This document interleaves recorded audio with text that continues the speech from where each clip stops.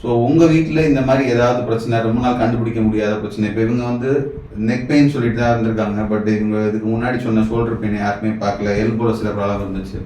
So என்னோட வீடியோவில் திரும்ப திரும்ப சொல்லுவேன், எங்கே வலியோ அந்த வலிக்கு அந்த இடம் காரணம் கிடையாது, காரணம் எங்கேனாலும் இருக்கலாம். அந்த மாதிரி இப்போ நான் சர்வைக்கலில் ப்ராப்ளம் இருந்து டிஸ்குக்குள்ளே போய் நான் ஒன்றும் பண்ண முடியாது, அது சர்ஜன் பண்ண வேண்டிய வேலை. பட் ஃபார்ச்சுனேட்லி ஃபார் மீ இவங்களுக்கு ஷோல்டர் தான் ப்ராப்ளம் இருந்திருக்கு, ஈஸியாக ஃபிக்ஸ் பண்ணிட்டேன்.